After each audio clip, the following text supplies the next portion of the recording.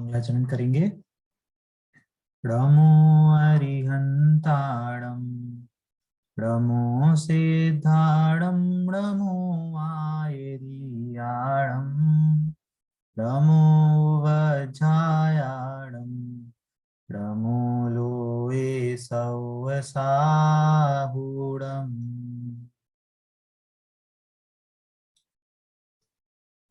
अभी हमारी वास्तविक तौर से देखा जाए तो अब हमारी पहली मंगल प्रज्ञा 2 की कक्षा हम आज से प्रारंभ कर रहे हैं। तो जैसे कि आप सभी ने पिछली क्लासेस में णमोकार मंत्र का स्वरूप समझा, देवशास गुरु का भी आपने थोड़ा बहुत स्वरूप भी समझा था, हमने पंच परमेष्टि का स्वरूप समझा था, और साथ ही साथ मंदिर कैसे जाना चाहिए वो आदि सारी विधि, उसका लॉजिक, सारी चीजें हमने समझी थी। तो आज ये हमारा पहला पाठ है, मंगल प्रज्ञा 2 का पहला पाठ है हमारी देव स्तुति, है ना। बहुत से लोगों ने, मैं स्क्रीन कर रहा हूँ, आई होप सबको यहाँ से ये पूरी स्क्रीन से आपको ये पढ़ने में आ रही होगी, है ना। इसको थोड़ी और बड़ी कर देता हूँ, सबको दिख रही होगी यहाँ से, ठीक है।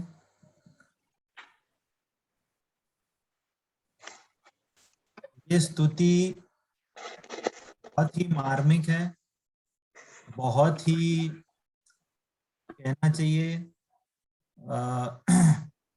भावों से बहुत एक बहुत ही विशुद्ध भावों से और बहुत अर्थ के साथ संजोई हुई ये स्तुति है। इसमें बहुत मार्मिक अर्थ छिपे हुए हैं।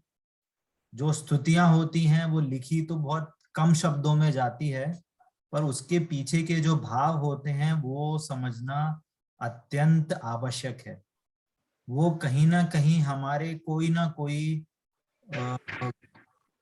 हमारे विकारों को, हमारी बुरी आदतों को, हमारे ज्ञान में अगर कोई मिथ्या कल्पनाएं हैं, ऐसी बहुत सारी जो हमारे में कमियां हैं, उसको दूर करने के लिए ये स्तुतियां या भजन या कोई भी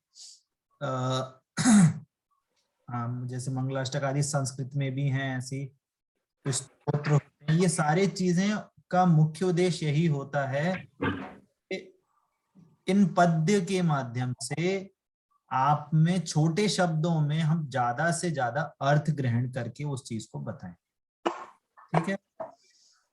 ये हमारी स्तुति है, देव स्तुति।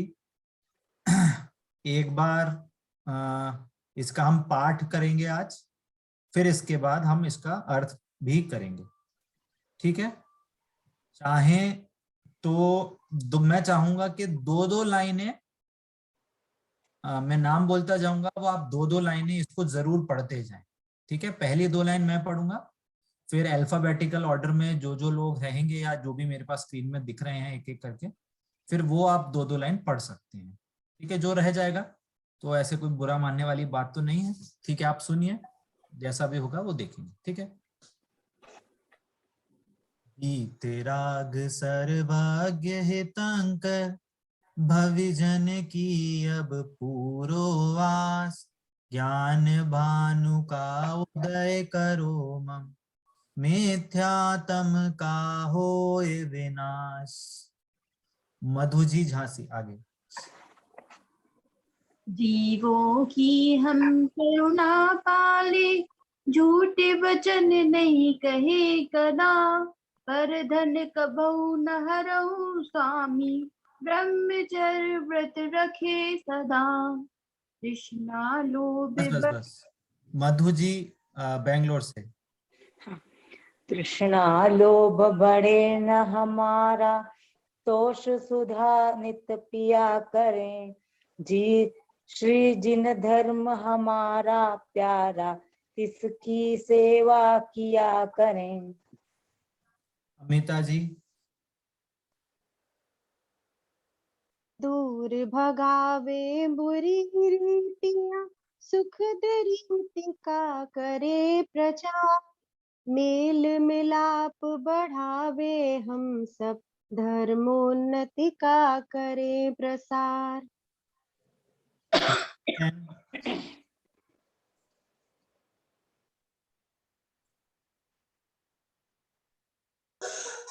और सुख दुख में हम समता धारे, रहे अचल जिमि सदा अटल। न्याय मार्ग को लेत न त्यागे, वृद्धि करे निज आत्म बल। मैंने अदिति नाम दिया था, आपने भूल दिया, कोई दिक्कत नहीं। ओके। हाँ, अष्ट अदिति कर्म जो दुख हेतु है, तिनके क्षय का करे उपाय। नाम आपका जपे निरंतर, विघ्न शोक सब ही टल जाए। मनीषा जी।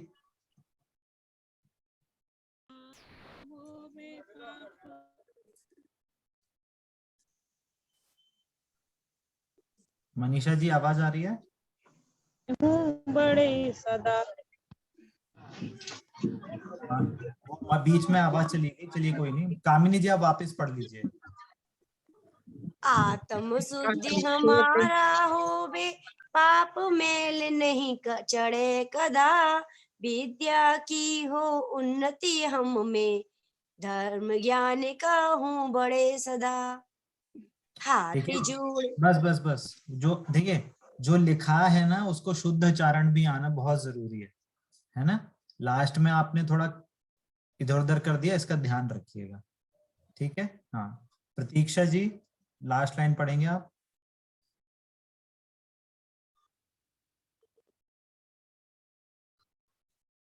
प्रतीक्षा जी आवाज आ रही है मेरी? चलिए कोई नहीं, मैं पढ़ देता हूँ। हाथ जोड़ कर शीश नवावे, तुमको भविजन खड़े खड़े। यह सब पूरो आस हमारी, चरण शरण में आन पड़े। ठीक है, आगे इसका अर्थ है, उस पे हम आगे आएंगे। ठीक है, चलिए। ये जनरली आप जो देव स्तुति है, दर्शन, मतलब आशा तो यही है कि जब भी आप इस क्लास के साथ साथ इसको आप दोहराते रहें, बार बार रीड करें, ट्राई करें। आप रोज जब भी कभी पाठ करते हैं या कभी शांति से बैठते हैं या सामायिक करते हैं या माला देते हैं, तो इसको आप जरूर पढ़ें। और जब भी आप कभी दर्शन कर रहे हैं तो ये आप दर्शन करते समय सबसे पहले पढ़ें। इसके आगे आगे बहुत सुंदर एक जो भावना होती है किसी धार्मिक पुरुष की, या जो धर्मी पुरुष रहता है उसमें कैसी भावना होती है, वैसी उसको उसके बारे में यहाँ पे लिखा है। ठीक है, चलिए इसमें आगे बढ़ते हैं। देखिए पहली लाइन में क्या कहते हैं, वीतराग सर्वज्ञ हितंकर, भविजन की अब पूरो आस। क्या बोल रहे हैं, देव स्तुति है। सबसे पहले तो ये समझना है कि जो वीतराग, सर्वज्ञ और हितोपदेशी, ये जो तीन गुण सहित जो होते हैं वे ही सच्चे देव हैं, है ना। और इससे भी पहले हम एक चीज को समझें, जब भी कोई भी जीव या कोई भी व्यक्ति अगर जैन धर्म में प्रवेश करना चाहता है, अपना कल्याण चाहता है, सुख चाहता है, तो उसको पहले देव, शास्त्र और गुरु, इसका स्वरूप समझना अत्यंत आवश्यक है। जैन धर्म जैसे जो कुछ जो पुराने स्टूडेंट्स हैं, जो लोग हैं जो हमारी प्रीवियस चर्चा हुई है, हमने बहुत अच्छे से समझा था जैन धर्म कोई क्रिया से रिलेटेड नहीं है, कोई पर्टिकुलर विशेष एक्टिविटी से रिलेटेड नहीं है। जैन धर्म वस्तु स्वरूप है, वस्तु व्यवस्था है। जो एक्चुअल चीज है, फैक्ट चीज है, वो विद लॉजिक, विद मतलब सारी चीजें साइंटिफिक चीजों से बताता है लॉजिकली, और उसको जानने से हमारे को सच्चा सुख मिलता है। वैसे ही जो हमारे देव शास्त्र गुरु हैं, है ना, देव शास्त्र गुरु के स्वरूप को समझे बिना, जिनसे हमें मुक्ति मार्ग का उपदेश मिलता है। मुक्ति मार्ग तो कोड वर्ड हो गया, सरल भाषा में कहेंगे तो क्या, कि सुखी होने का रास्ता जिनसे हमें मिलता है, वो देव शास्त्र गुरु हैं। और जब तक हम देव शास्त्र गुरु का स्वरूप नहीं समझेंगे तब तक हम सुखी नहीं हो सकते। क्या बोला? देव शास्त्र गुरु का जब तक हम स्वरूप नहीं समझेंगे तब तक हम सुखी नहीं हो सकते। और ये क्लास, पिछली क्लासेस में मैंने ये बोला है, जब भी कोई सेंटेंस आए तो आपको क्वेश्चन मार्क रेज करना है। क्वेश्चन मार्क उसमें रेज करना है, क्यों, कैसे। कोई इसका आंसर दे सकता है कि देव शास्त्र गुरु के स्वरूप के समझे बिना हम सुखी क्यों नहीं हो सकते। इस क्लास में जरूरी नहीं है आपको क्वेश्चन मिलेगा, मैं भी आपसे क्वेश्चन पूछ सकता हूं और हम ओपनली डिस्कशन करेंगे। जरूरी नहीं है कि आपको सही उत्तर देना है, कुछ भी देना है। आप अपने मन में जो है आप सामने रखिए, उसमें हो सकता है कोई अच्छी बात भी हो और अगर उसमें सुधार होगा तो हम आपस में उसका सुधार जरूर करेंगे। ठीक है? हाँ, प्रतीक्षा जी बोल रही हैं। जय जिनेन्द्र भैया जी, ये क्योंकि सच्चे देव, सच्चे शास्त्र और गुरु जो हैं सच्चे, ये ही हमें सम्यक दर्शन, सम्यक ज्ञान, सम्यक चारित्र की इनका ये ही मार्ग बताते हैं। अतः इनको जाने बिना या इनको समझे बिना हम सम्यक दर्शन, सम्यक ज्ञान, सम्यक चारित्र नहीं प्राप्त कर सकते, जो हमारा एंड गोल है, जो कि मोक्ष है। तो इनको जानना बहुत जरूरी है। इनके बताए हुए मार्ग, इनके स्वरूप को समझेंगे तो अपने आप ही हमें अपना ध्येय पूरा हो जाएगा हमारा। सही है, बहुत पास थे, बट सही उत्तर है, गलत नहीं बोल रहा हूँ। अभी भी थोड़ा सा इनकम्प्लीट है, वो मैं ऐड अप करूंगा, कोई प्रॉब्लम नहीं। आपने सही उत्तर बोला है, कोई प्रॉब्लम नहीं। हाँ, और कोई बोलना चाहेगा? जब हम भगवान के स्वरूप को समझेंगे तभी हम अपने स्वरूप को भी समझ पाएंगे। अच्छा। आत्मा का ज्ञान हमें तभी होगा जब हम उनके स्वरूप को समझेंगे। सही है, बिल्कुल सही उत्तर है। ये भी सही उत्तर है कि हम मैचिंग करेंगे तो हमें सही सुख की प्राप्ति होगी। ये भी एक सही उत्तर मिला है। और कौन, क्या और कोई इसमें ऐड अप करेगा जो इससे थोड़ा अलग भी, अगर किसी का कोई उत्तर हो?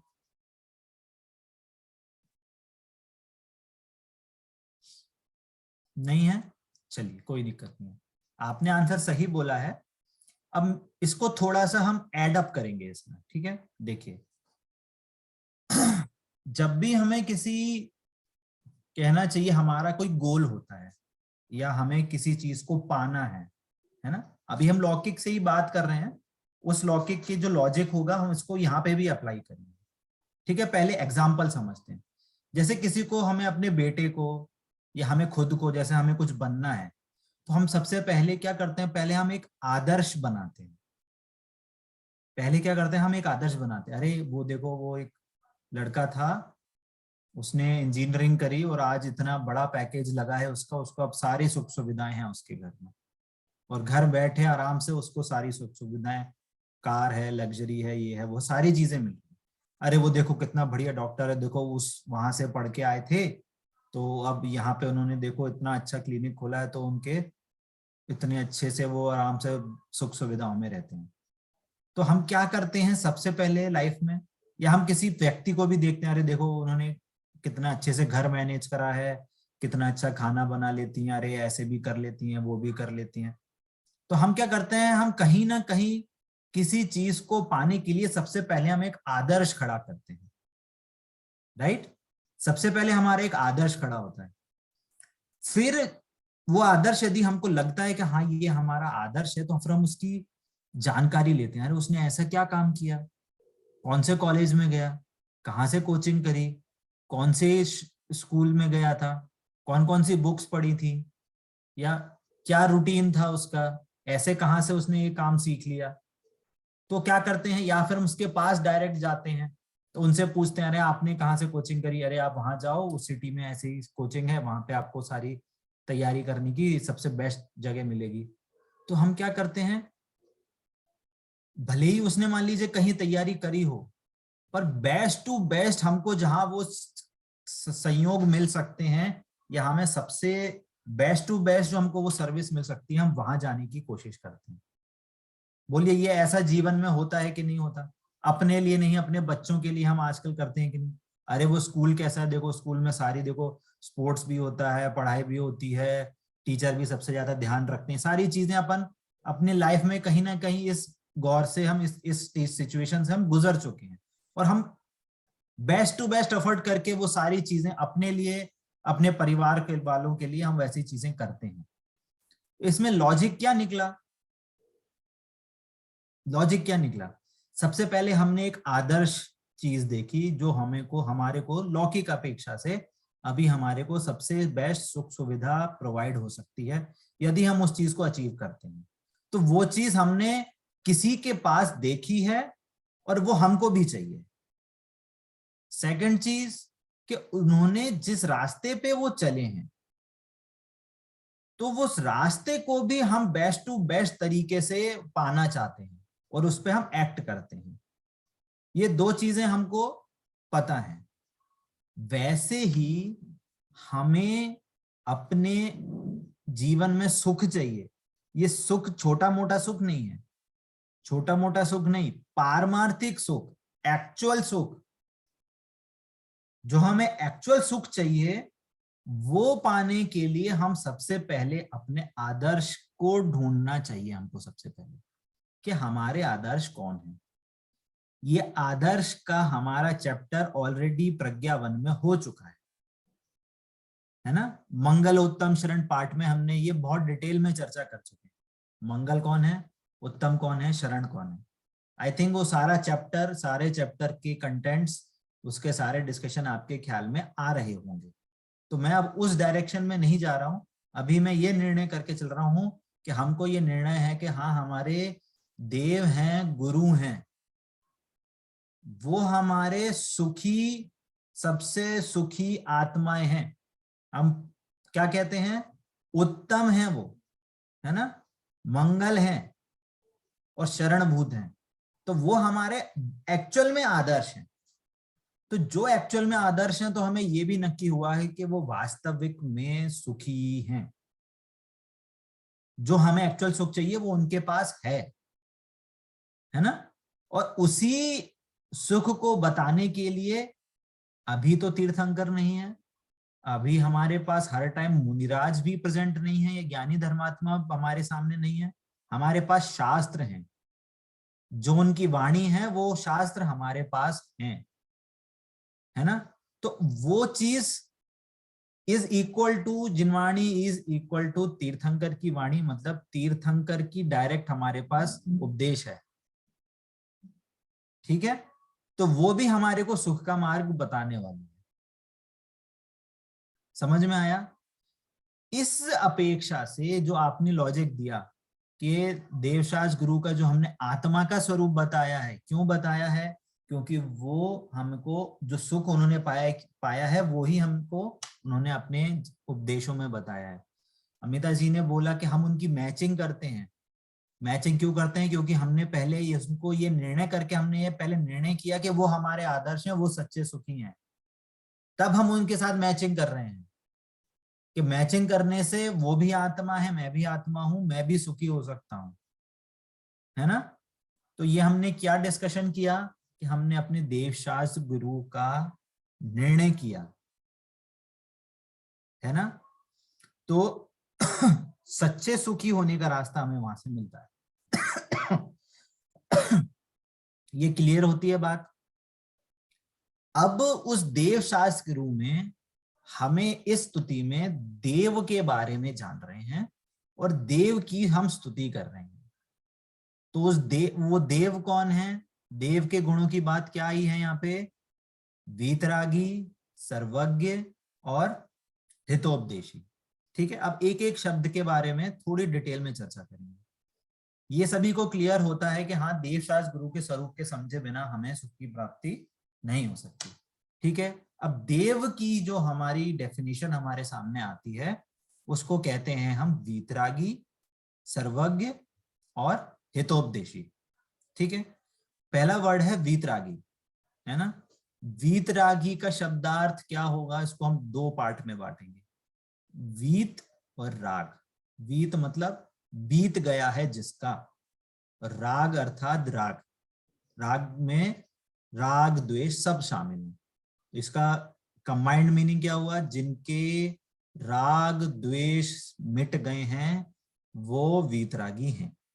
ठीक है, अब यहाँ पे सबसे इंपॉर्टेंट बात भी है और समझने वाली, क्वेश्चन रेस करने वाली है, हमने इनको वीत द्वेषी क्यों नहीं कहा, वीतरागी क्यों कहा? देखिए, जब तक आपके माइंड में इस टाइप के क्वेश्चन खड़े नहीं होंगे या आपकी ऐसी खोजी प्रवृत्ति नहीं होगी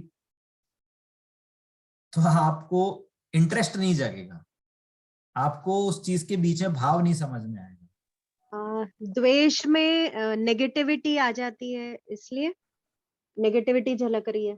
तो राग कौन सी अच्छी पॉजिटिविटी चीज है? हाँ, लेकिन उन दोनों में अगर कंपेयर करें तो द्वेष तो और ही बुरा है ना। दोनों ही है। नहीं ठीक है, देखो अटेम्प्ट करने में कोई प्रॉब्लम नहीं है, अच्छी बात है, कोई प्रॉब्लम नहीं है। देखिए इसका ये लॉजिक है कि जो द्वेष है ना वो कभी कहना चाहिए इंडिपेंडेंटली उत्पन्न नहीं हो सकता।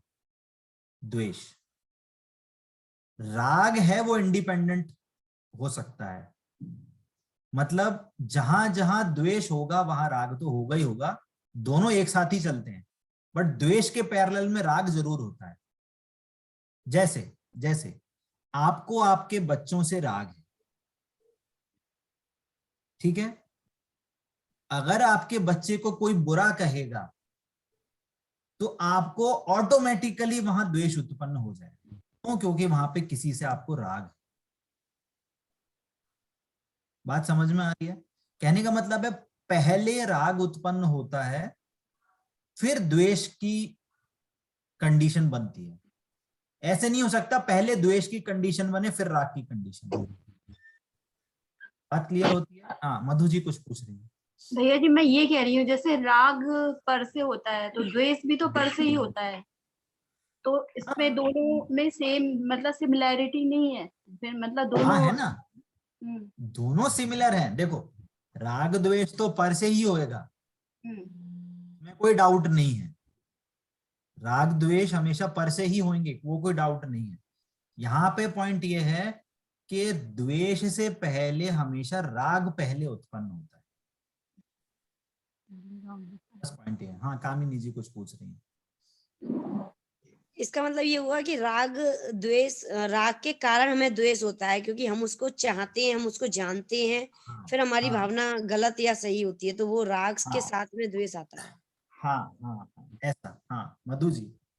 भैया जी राग की भावना ज्यादा हमारे साथ वो होती है या द्वेष की भावना ज्यादा, मतलब हमारे जो कर्म बनते हैं वो राग से ज्यादा होते हैं या द्वेष से ज्यादा, मैं ये जानना चाहती हूँ। राग से दोनों से कर्म बनते हैं, राग से ज्यादा बनते हैं कि ज्यादा नहीं, वो आपकी तीव्रता पे डिपेंड करेगा कि आपको कितना। देखो राग जितना होता है ना द्वेष भी उतना ही होता है, बट हमें द्वेष कम होता है क्योंकि देखो द्वेष जब देखो जैसे आपको आपके बच्चों से राग है ना, आपकी कोई बेटी है बेटा है, आपको बेटी से राग है, तो आप हमेशा उसके साथ राग थोड़ी करते हो, वो तो अंदर अंदर चलता है। आप हमेशा थोड़ी उसको प्यार जताते हो या हमेशा थोड़ी आप हमेशा डांटते हो, ये एक अंतर में एक ऐसी धारा चलती रहती है राग की। पर जब भी कोई हमें प्रसंग आता है कि उसने अच्छा काम किया तो वो राग सामने दिखता है, अरे बहुत अच्छा मैं ये भी पूछना चाह रही थी, जैसे है ना। हम जैसे हम अपने भगवान को देव सास गुरु को वीतराग बोलते हैं, तो उन्होंने देश का भी त्याग किया, द्वेष भी नहीं वो पालन करते, तो वीत द्वेष क्यों नहीं कहते उन्हें? वही का तो उसका ही तो आंसर चल रहा है, उसी का आंसर चल रहा है। ये यही लॉजिक क्यों कहते हैं उन्हें? द्वेष से पहले राग ऑलरेडी विद्यमान रहता है। पॉइंट ये है कि राग की उत्पत्ति पहले होती है फिर द्वेष की उत्पत्ति बाद में होती है। जैसे हमें किसी चीज का राग है, जैसे हमें किसी का खाने का त्याग है या हमें मीठे का बहुत राग है ना, मीठा बहुत पसंद है, किसी ने जो नियम दिलवाते हैं ना राग के प्रति नियम दिलवाते हैं, द्वेष के प्रति नहीं नियम दिलवाते। आप पहले ये हमेशा जनवाणी में मतलब जब राग नहीं होगा किसी चीज से, तो फिर द्वेष भी नहीं होगा। इसके लिए बोलते हैं वीतरागी। हाँ हाँ, कि जब राग ही नहीं होगा तो फिर द्वेष भी नहीं होगा। आपको अगर मान क्योंकि लीजिए पहले राग होगी, किसी चीज से राग होगा, फिर उसके बाद ही द्वेष का कोई वो बनेगा। करेक्ट, हाँ हाँ, ये लॉजिक है कि जैसे आपको किसी मीठे से प्रेम है, मतलब आपको अच्छा लगता है, और आपको इतना ज्यादा अच्छा लगता है आपको डायबिटीज हो गई है ना, तो आपको क्या होगा, अब जो बोलने वाला है मीठा मत खाओ, आप कितना मीठा खाते हो, या ऐसा नहीं खाओ, ये डाइट से, तो आपको बुरा लगने लग जाएगा। तो हम क्या बोले, तो डॉक्टर क्या बोलेगा, आप ऐसा करो, आप अपने आप मीठे के प्रति त्याग करो। त्याग का मतलब क्या है, वहां पे डॉक्टर बोल रहा है, अभी डॉक्टर क्या बोलेगा, मीठा कम करो, मतलब उसके प्रति राग कम करो। तो राग कम होगा तो सामने वाला बुरा भी नहीं लगेगा, जो उसको मना करने वाला है ना। जैसे मान लो किसी व्यक्ति के प्रति आपको राग है, आपसे अनबन हो गई,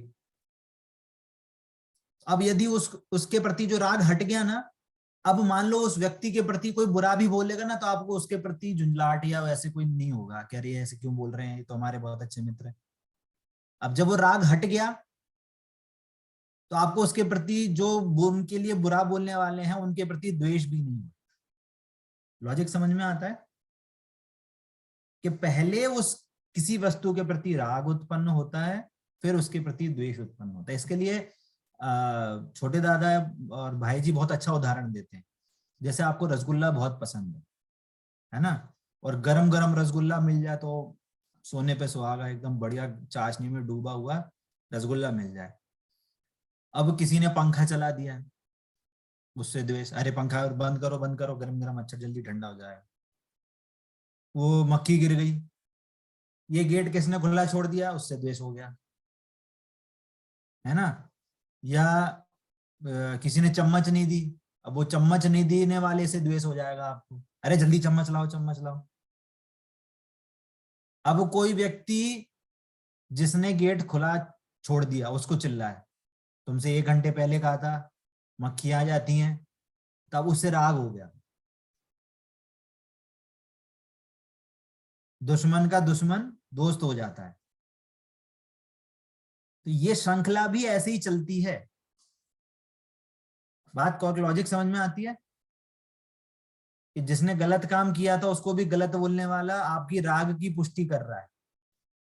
अब उसके अगर एंटी में अगर कोई और खड़ा हो, अरे हमने कहा था, बदबू आ रही थी, आवाज आनी थी, एयर सर्कुलेशन चाहिए, फिर उससे द्वेष हो जाएगा क्योंकि वह आपके राग के अगेंस्ट हो गया। ये ऐसी श्रृंखला बढ़ती जाती है। मोक्ष मार्ग प्रकाशक के आई थिंक 3 या 14 अधिकार में इसकी पूरी बात करी है कि ये राग द्वेष की श्रृंखला कैसे चलती है। तो इसलिए यहाँ पे वीत राग कहा है कि जहां पे राग ही उत्पन्न नहीं होगा तो द्वेष कैसे उत्पन्न होगा, इसलिए यहाँ पे इसको वीत राग कहा है। आई थिंक ये क्लियर होता है सबको, कोई डाउट है इसमें मधु जी? ठीक है, चलिए अब इसके बाद क्या है, सर्वज्ञता। सर्वज्ञ का अर्थ क्या है? सर्व प्लस ज्ञ। सर्व मतलब समस्त वस्तुएं, सारी वस्तुओं का, ज्ञ मतलब ज्ञाता, सारी वस्तुओं का जो ज्ञाता होता है उसे सर्वज्ञ कहते हैं। ये शाब्दिक अर्थ हुआ। तो अब इसमें ये हमें समझना जरूरी है कि सर्वज्ञता जो है क्या वास्तव में एग्जिस्ट करती है। हम क्वेश्चन, अब हम इसको ना आगे हम जैसे जैसे चैप्टर बढ़ते जाएंगे ना, हम उसमें क्वेश्चन रेज भी करेंगे कि सर्वज्ञ वास्तव में होते हैं क्या, है ना। इसको छोटे से एक लॉजिक से, एक एग्जांपल से समझेंगे। जैसे हम देखते हैं कि हमारी एज में अगर देखें, आपकी अपनी अपनी एज में देखें, हो सकता है कोई व्यक्ति हो जिसे कुछ नहीं आता हो, पढ़ा लिखा ना हो, ज्ञान बहुत कम हो, है ना। एक हो सकता है आपसे भी और अच्छा ज्ञाता हो कोई, उसको घर की चीजें भी आती हैं, धर्म की बहुत सारे पाठ याद रहते हों, बाहर की लौकिक चीजों में इंटरनेट वगैरह भी बहुत अच्छे से काम करना आता हो, मोबाइल चलाना जानता हो, या वगैरह वगैरह। ऐसे बहुत से लोग हैं आपकी एज में जो साइंटिस्ट भी हैं, है ना, नासा वगैरह में काम करते हैं, इसरो वगैरह में काम कर रहे हैं, या अलग अलग ऐसी ऐसी फील्ड में काम कर रहे हैं। ऐसे बहुत से लोग हैं जो सरकार आदि में भी काम कर रहे हैं, फाइनेंस वगैरह की सारी चीजें उनको पता है। तो हम क्या इसके मतलब एक एग्जाम्पल में क्या देख रहे हैं हम, कि ज्ञान में नीचे से लेके ज्ञान बढ़ते बढ़ते बढ़ते भी ऐसी हमें पास कंडीशन मिलती है ना। ऐसे बहुत से हमने प्रसंग भी देखे होंगे, हो सकता है देखा हो, या हमने सुना होगा कि किसी किसी को पूर्व भव का भी ज्ञान हो जाता है ना, या भविष्य का भी जैसे ज्ञान हो जाता है अनुमान ज्ञान से, है ना। आचार्यों को अनुमान ज्ञान होता था, वे आगे क्या होने वाला है उसको पता कर लेते थे, या भूतकाल में किसी के साथ क्या हुआ है, पूर्व के 1 2 3 भव तक क्या हुआ है उसको उनको ज्ञान होता था। ऐसा हमारे प्रथमान योग में भी आता है। तो इससे हमें पता क्या चलता है कि ऐसी एक कंडीशन भी होगी ज्ञान की जो वास्तविक में सर्व वस्तुओं को एक साथ एक समय में जानता हो। तो हम अनुमान से लगा सकते हैं, अनुमान मतलब ये अनुमान वो नहीं है, इमेजिनेशन वाला अनुमान नहीं है। जिनवाणी में हमारे जैन धर्म में अनुमान को सम्यक ज्ञान का है, सम्यक ज्ञान का अंश का है। अनुमान का अर्थ होता है लॉजिक, जैसे a is equal to B, b is equal to C, c is equal to D, a is equal, इसका मतलब हुआ a is equal to D. तो ये क्या लॉजिक है, ये अनुमान है कि हमने a इसको ऐसे जाना, a इसको ऐसे जाना, इसका मतलब इसका अर्थ ये होगा। तो हमें ये अनुमान से, लॉजिक से पता चलता है कि हमारे इस लोक में 3 लोक में भी कुछ ऐसे जीव होंगे जिनको सर्व वस्तुओं का ज्ञान हो सकता है।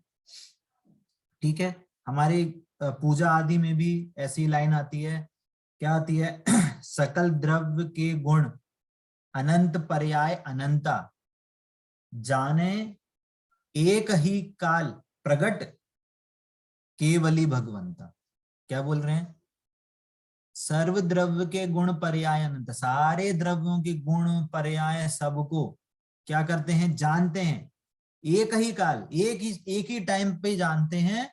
प्रगट मतलब जैसे आंखों के सामने जैसे कोई चीज रखी हो, ऐसे रूप में जानते हैं। कौन जानते हैं, केवली भगवान, है ना, हमारे अनंत और सिद्ध परमेष्टि। ठीक है, तो ये हुआ हमारा क्या, हमने थोड़ा लॉजिक से सिद्ध करा कि सर्वज्ञता भी एग्जिस्ट करती है। तो 2 गुण हुए, वीतरागी और सर्वज्ञपना। अब यहाँ पे मोस्ट इंपॉर्टेंट चीज है हितोपदेशी। देखिए, हित का उपदेश तो सब लोग देते हैं, भाई बहन, घर में मम्मी पापा, ये पड़ोसी अड़ोसी पड़ोस, सब लोग हित का उपदेश देते हैं, है ना। कोई हित का अहित का भी उपदेश देता है तो उसकी बात तो हटा ही दो, है ना। पर यहाँ पे हितोपदेशीपना किसको कह रहे हैं, कि जो सर्वज्ञ और वीतरागी और जो सर्वज्ञ हमारे देव हैं, है ना, या हमारे गुरु हैं, वे ही हमारे सच्चे हित का उपदेश देते हैं, है ना। ये बहुत इंपॉर्टेंट कंडीशन है। अब ये हमारा हित कैसा है ना।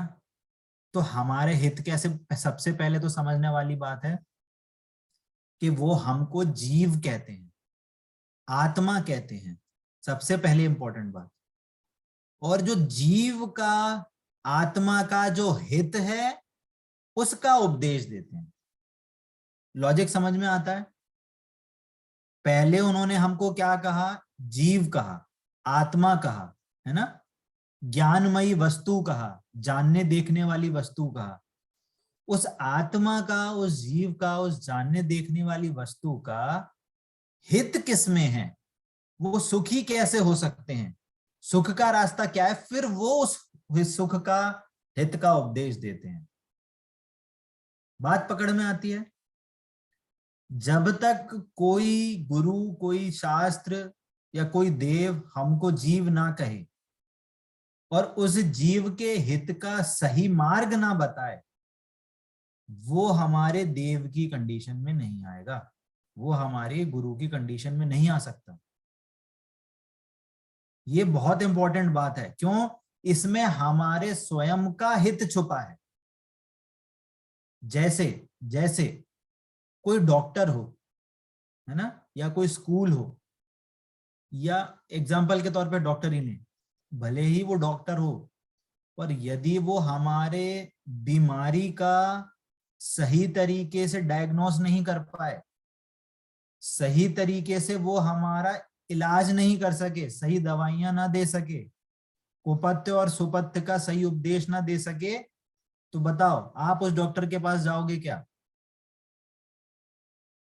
कौन है हाथ खड़ा करके बताइए जो इस डॉक्टर के पास जाएगा?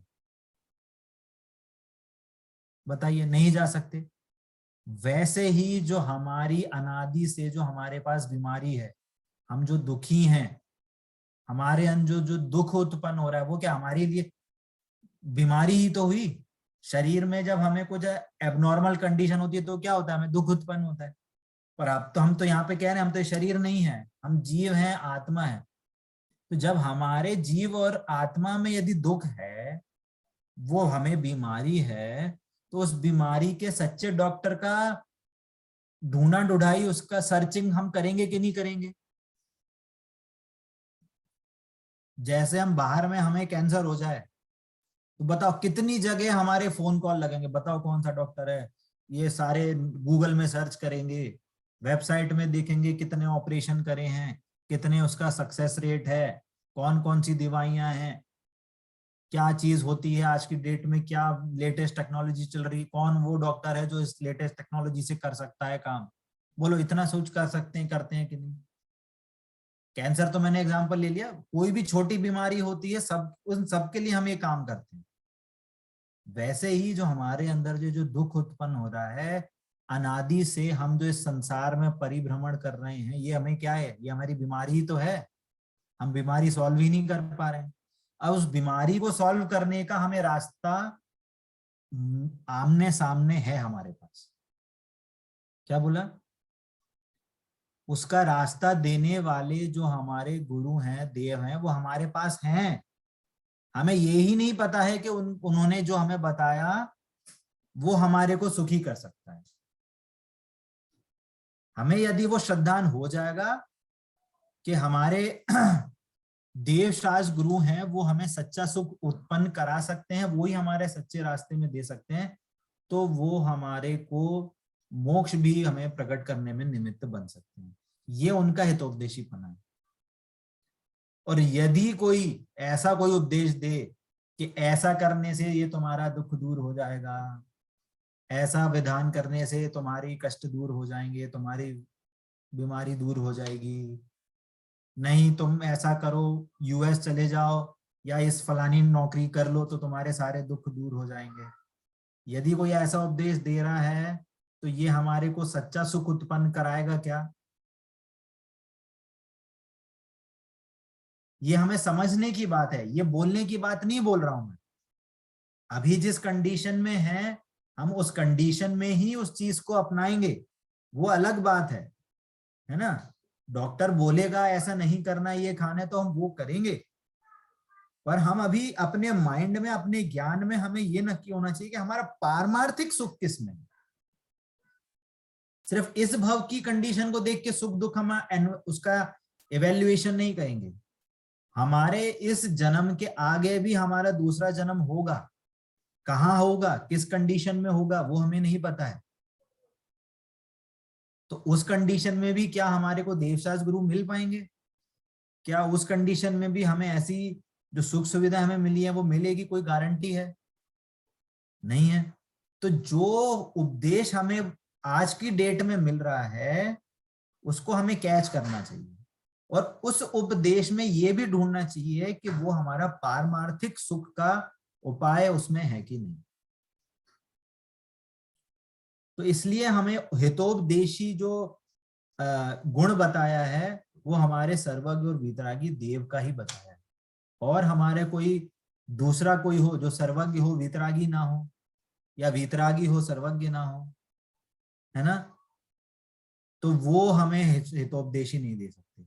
हाँ, गुरु जो है हमारे हमारे मुनिराज हैं, वे सर्वज्ञ नहीं है, वीतरागी नहीं है, परंतु उस सर्वज्ञ वीतरागी जो स्टेट है उसके सच्चे मार्ग पे अग्रसर है। क्या बोला? उनको अभी सर्वज्ञता प्रकट नहीं हुई, उनको अभी वीतरागता प्रकट नहीं हुई, परंतु उस मार्ग में अग्रसर हैं। इस कारण से उनका उपदेश हमारे लिए हितोपदेश है, क्योंकि वो जो भगवान ने रास्ता बताया था उसी रास्ते पे वे चल रहे हैं। भैया जी, हाँ बताइए। हमारे गुरु तो वितरागी है ही। पूरा राग थोड़ी अभी नष्ट हुआ है, कुछ 100% नाश हुआ है, कुछ अंश में नाश हुआ है, पूरा भी राग नाश नहीं हुआ।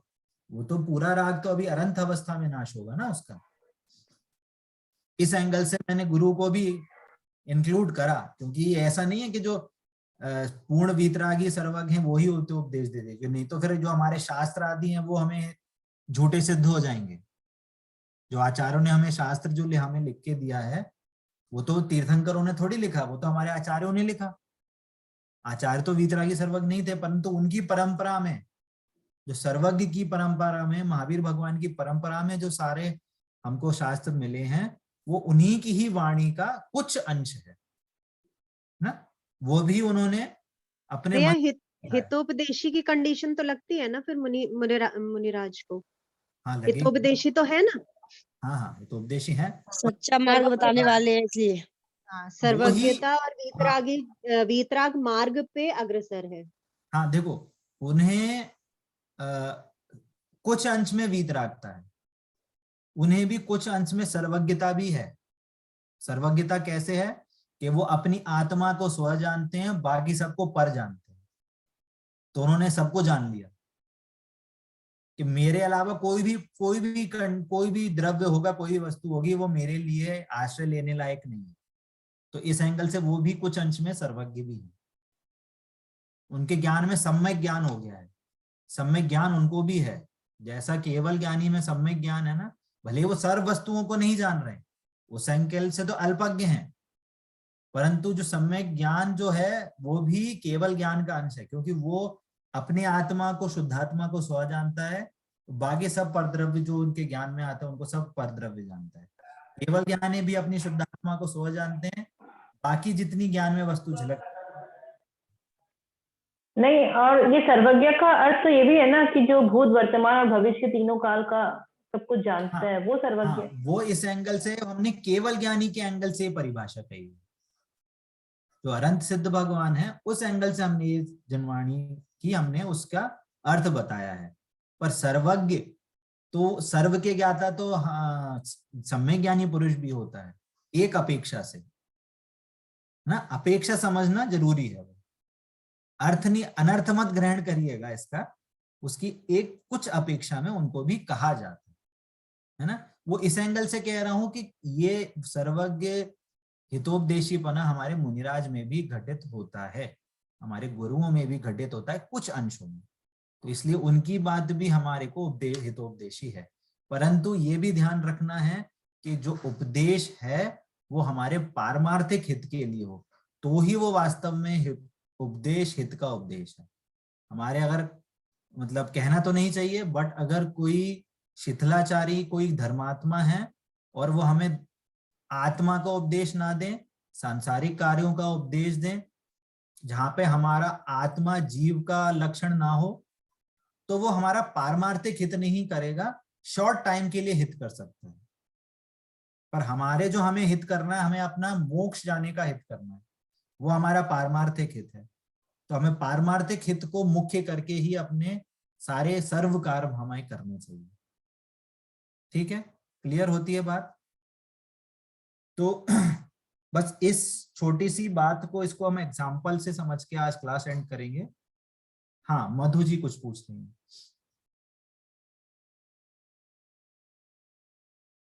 हाँ मधु जी, आपका हैंड रेस है। दो हैं क्लास में, दो मधु जी हैं। मधु जी बेंगलोर, आपका हाथ है खड़ा हुआ। अच्छा आप एक सेकेंड। पारमार्थिक का अर्थ पारमार्थिक का अर्थ है सच्चा। भैया जी आप म्यूट सच्चा हो गए सुख। हैं। हाँ,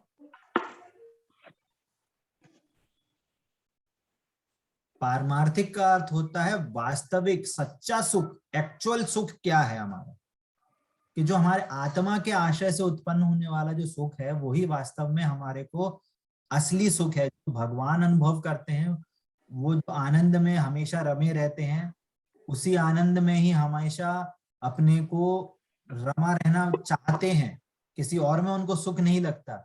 वही वास्तव में हमको सच्चा सुख है। और उसी सुख को पाने के लिए जो हमें उपदेश मिलेगा वही हमें हितोपदेशी कहलाएगा। वो उपदेश, ये है इस पूरी बात का निचोड़। ठीक है, इसको हम देखो एक एंगल से एक दो कहानियों से समझेंगे कि जैसे महावीर भगवान के जीव की जो शेर की पर्याय थी, तो उन्हें किसने उनको उपदेश दिया कि मुनिराज आकाश से चल के आए और उन्होंने कहा, क्या कहा कि हे सिंहराज तुम क्या हो, तुम जीवराज हो। देखो यहाँ पे भी बहुत समझने की बात है। जैन धर्म में बहुत सारी चीजें लोक व्यवहार को चलाने के लिए भी उपदेश होता है। क्या बोला, हम अगर स्त्री हैं, स्त्री पर्याय में हैं, हम स्त्री नहीं हैं, हम स्त्री पर्याय में हैं, मनुष्य पर्याय में हैं, या कोई त्रियंच भी है, तो हम उसको ये नहीं बोलेंगे हे जीव। या हम आप यदि हम एग्जाम्पल में प्रीति जी को अगर हम बुलाएंगे तो ये थोड़ी बोलेंगे हे जीव। हम क्या बोलेंगे, हम प्रीति जी करके ही बात करेंगे। वो लोक व्यवहार है। और जिनवाणी में उपदेश ऐसे हैं कि आप ऐसे अलाउ कर सकते हो, ऐसे बोल सकते हो, परंतु अगर आपके ज्ञान में ऐसा है कि हाँ ये भी शुद्ध आत्मा है, मैं भी शुद्ध आत्मा हूँ, यहाँ पे जितने लोग क्लास में अटेंड कर रहे हैं वे सभी जीव हैं, परंतु लोक व्यवहार किसी एक को बुलाने के लिए हम नाम लेंगे तो ये कोई गलत काम नहीं है। मुनिराज ने भी कैसा उपदेश दिया शेर को, हे सिंहराज। पहले क्या व्यवहार की स्थापना करी, पहले उसका नाम से बुलाया कि कौन सा है वो, किसको बुलाना चाह रहे हैं, कि हे सिंहराज। फिर वास्तविक उसका स्वरूप बताया, क्या कि तुम जीवराज हो। और जब वो उपदेश आदि हुए तब उस जीव को अपनी आत्मा का श्रद्धान हुआ और आज हमारे 24वें तीर्थंकर के रूप में सिद्धशिला में आज विराजमान है ना। एक दूसरी कहानी, राजा श्रेणिक और उनकी पत्नी चेलना। क्या था, उनके दोनों के बीच में लड़ाई होती थी, एक दूसरे के बीच में कंपटीशन होता था कि तुम्हारे गुरु सच्चे हैं कि हमारे गुरु सच्चे हैं, है ना। एक दिन राजा गए जंगल में, तो वहां पे उनको एक मुनिराज देखे, उपसर्ग आदि करे, कुत्ते को वो छुड़वा दिया तो कुत्ते शांत हो गए, और दूसरे ऐसे काम करे तो वो नहीं, उनसे कुछ अफेक्टेड नहीं हुए। तो एट लास्ट उन्होंने क्या करा, मरा हुआ सांप उनके गले में डाल दिया और बहुत खुशी खुशी घर पे आए। और क्या करा, 2-3 दिन के बाद ख्याल आया कि उनको राजा अपनी पत्नी को बताएं कि हमने ऐसा ऐसा काम किया था। तो ऐसा जब बताया, वृत्तांत बताया उनको, तो रानी बोली, हे प्रभु आपने ये कैसा काम कर दिया। अगर वे जैन धर्म के सच्चे गुरु होंगे तो आज की डेट में वो वहीं उसी स्थान पर बैठे होंगे।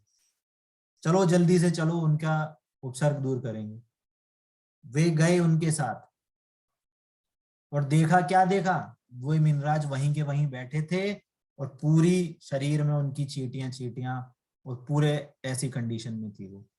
तो क्या हुआ कि जो ऐसी बुद्धि थी वहीं के वहीं पहले तो उनकी सारी मिथ्या कल्पनाओं का प्रक्षालन हो गया कि अरे ये तो कैसा दिव्य पुरुष है, या ऐसे कैसे दिव्य साधु हैं कि वो अपनी साधना से अभी तक नहीं डिगे। कोई ढोंगी या कुछ ऐसा पुरुष होता तो कभी तक फेंक फाक के उठ के चले गए होते। और उसी टाइम में ग्लानि से भी भर गए कि ऐसा मैंने क्या कुकर्म कर दिया, इस ऐसे साहसी या ऐसे साधु पुरुष के साथ उनकी साधना को डिगाने के लिए मैंने कैसा काम कर दिया, तो भी मुनिराज ने क्या उपदेश दिया बताओ? दोनों को, जिसने सांप डाला और जिसने सांप निकलवाया, दोनों को शुद्धात्मा जीव भगवान का, आत्मा का, कि तुम शुद्धात्मा हो, इसका उपदेश दिया। दोनों को धर्म वृद्धि का उपदेश दिया। ये वास्तविक हित का उपदेश है। और आज जो सैनिक राजा का जीव था, उन्होंने वहीं के वहीं सम्यक दर्शन प्राप्त किया और आज की डेट में वो मतलब आगे भविष्य में आके वो तीर्थंकर बनने वाले हैं। तो कहने का मतलब क्या है, इस क्लास का आज का बस लास्ट हम एंड करेंगे, इसका मीनिंग हम निकालेंगे कि हित का, हमारे हित का उपदेश किस चीज में है, ये हमें पता होना चाहिए। हमें वास्तविक हित हमारा किस में है, हमारा पारमार्थिक हित किस में है, हमारा सच्चा सुख किस में है। और वो उपदेश जो हमें मिलता है वो हमारे देवशास्त्र गुरु के सानिध्य में ही मिलता है। इसलिए इस क्लास की स्टार्टिंग में हमने ये कहा था कि जब तक हमें सच्चे देवशास्त्र गुरु का निर्णय नहीं होगा, हमें सच्चा मार्ग क्या है वो भी हमें कभी पता नहीं चल सकता। बात क्लियर होती है इतनी? हाँ कामनी जी, आपका क्या डाउट है? भैया जी, सच्चे मार्ग का तो चलो पता भी चल जाता है। जैसे देव शास्त्र गुरु, हम रोज मंदिर जाते हैं, शास्त्रों को पढ़ते हैं, जिनवाणी पढ़ते हैं, तो सच्चा मार्ग का तो पता है, पर होता नहीं है। इतना ज्यादा बिजी हो जाते हैं अपने जीवन में, काल में, तो इतना हो नहीं पाता है। अभी आपसे पढ़ रहे हैं तो विचार अच्छे आ रहे हैं, पॉजिटिव थिंकिंग आ रही होगी, हम करें, कल हम जाके मंदिर ही जाएंगे ऐसे, पर वो हो नहीं पाता है। इतना आलस समझ लो या कुछ भी, या संसार में इतना ज्यादा मोह माया। ये कंडीशन अकेले आपकी नहीं है, ये कंडीशन सभी की है, मेरी भी है। पर एक सिंपल सॉल्यूशन है। यदि आपको आज की डेट में इंफॉर्मेशन मिले कि आपको कैंसर हो, तो क्या आप डॉक्टर के पास जाएंगे सुन के हाँ ये दवाई लेनी है, ये ट्रीटमेंट लेना है, सुन के आ जाएंगे और वही पूरी लाइफ में जैसे पहले रह रहे थे वैसे रहेंगे क्या? वहां तो ऐसा क्यों है? नहीं, वही बात नहीं है। आज अब क्लास में बैठे हैं ना, तो निर्णय करो ना उस चीज का कि वहां पे ऐसा क्यों ट्रीटमेंट है, ऐसा एक्ट क्यों है, और यहाँ पे हमारा ऐसा एक्ट क्यों है। आप अपने से क्वेश्चन करिए, ये मैं नहीं हूँ। भैया जी, हमारा नेचर है, जब किसी चीज का एंड नहीं आ जाए ना तब तक हम लोग अच्छा नहीं करेंगे। जब लाचार हो जाएंगे तभी अच्छा करेंगे। नहीं देखिए, मैं कुछ कहूँ? हाँ बिल्कुल। मेरी बुआ जी बोलती हैं, चलते रहिए, पलते रहिए, आप धीरे धीरे बढ़ते रहिए। हम इस मार्ग में आगे आगे जैसे बढ़ते रहेंगे, ज्ञान वर्धन होता रहेगा, अपने आप सब कुछ आता जाएगा।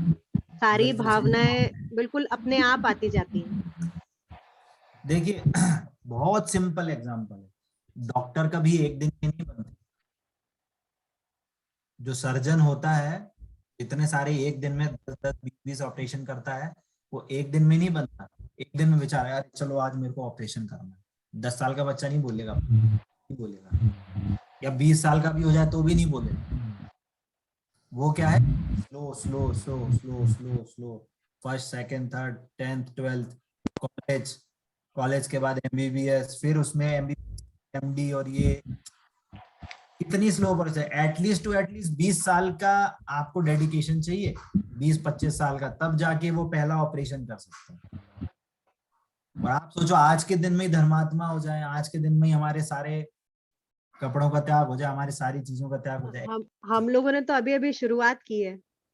हाँ अभी तो हम बिल्कुल अभी बेसिक चीजें सीख रहे हैं। अभी तो हमारी मंगल नर्सरी प्रज्ञा चल 2 रही में है। अभी तो बहुत आगे जाना है। धीरे धीरे हाँ। चलते रहेंगे, डिजीज ठीक होती जाएगी। बस तो ये अभी हमारी नर्सरी चल रही है। नर्सरी में रह के आप ये बोलो 10th के क्वेश्चन सॉल्व कर जाए। संसार में प्लस इतनी माइनस ज्यादा करने दुखी लगे। हैं कि हम उस तरफ देखना ही नहीं चाहते, और देख भी पाते हैं तो हम उस तरफ चलना ही मतलब चल ही नहीं पाते। देखिए, आप देखिए, जैन धर्म पता है क्या कहता है?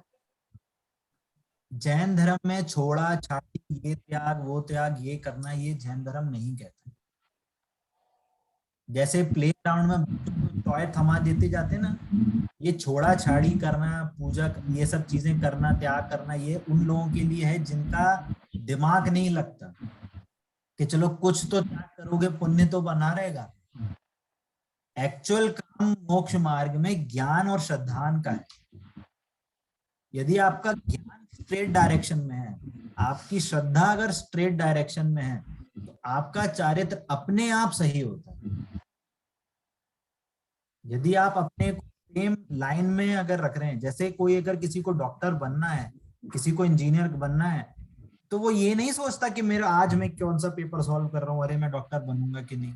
उसको पता है मैं एक एक दिन आज ये सब्जेक्ट को सॉल्व करूंगा, अगले दिन उस सब्जेक्ट को सॉल्व करूंगा, अगले दिन ये क्वेश्चन सॉल्व करूंगा। धीरे धीरे करके मेरे को वहां तक पहुंचने की मेरे को सामर्थ्य आ जाएगी।